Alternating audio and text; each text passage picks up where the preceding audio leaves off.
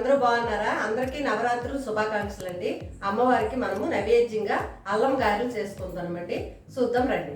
ముందుగా రుబ్బు పెట్టుకున్నానండి మినపప్పు, 1 ఇంచు అల్లం ముక్క, ఒక 4 పచ్చిమిరపకాయల తురుము బాగా వేసి మంచిగా కలుపుకుందాం.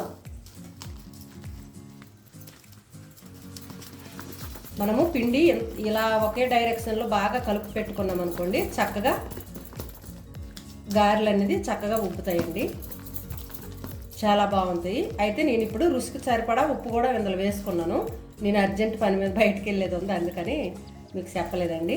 ఇదిగో పిండి ఎలా మనకి కరెక్ట్గా వచ్చిందా లేదనేది ఒకసారి చెక్ చేసుకుందాం. చూడండి, వాటర్లో వేసుకున్నాం అనుకో పిండి పైకి చక్కగా తేలాలండి. తేలినప్పుడు కరెక్ట్గా వచ్చినట్టు అలా పిండి వద్ద ఎప్పుడైనా కానీ చక్కగా తేలాలండి. తేలినప్పుడు మనకి ఓకే అయినట్టు. ఇప్పుడు మనం ఒక కడాయి పెట్టుకోవాలండి. కడాయి పెట్టుకొని స్టవ్ వెలిగించుకోవాలి. మనం డీప్ ఫ్రైకి సరిపడా ఆయిల్ పోసుకుందాం. ఇప్పుడు డీప్ ఫ్రైకి సరిపడా ఆయిల్ పోస్తాను. ఇప్పుడు ఆయిల్ హీట్ ఎక్కిందండి, మనం గారెలు వేసుకుందాం. అల్లం గారెలు అండి, చాలా స్మూత్గా పాంజీలా వస్తాయండి. కొంతమంది అరిటాకులో వాటి మీద వీటి మీద వేస్తారు కదండి, నేనైతే ఏని మీద వేయనండి, చేతితోనే వేస్తాను.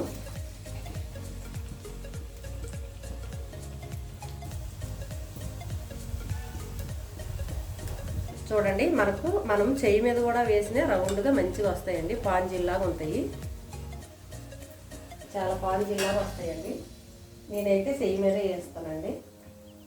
మిక్సీలు రుబ్బినా, గ్రైండర్లో రుబ్బుకున్న, ఎండలు రుబ్బినా కానీ కరెక్ట్గా వస్తుందండి. పిండి మాత్రం రుబ్బిన తర్వాత ఒక 5 నిమిషాలు మనం పక్కకు పెట్టుకోవాలండి. పెట్టుకున్నప్పుడు మనకు కరెక్ట్గా వస్తుంది.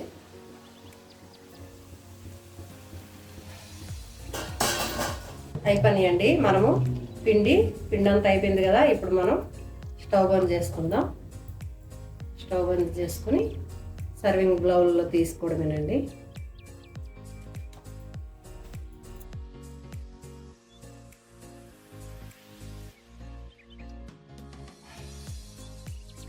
చూసారు కదా ఫ్రెండ్స్, అమ్మవారికి ఎంతో ఇష్టమైన అల్లం గారెలు రెడీ అయిపోయేవి.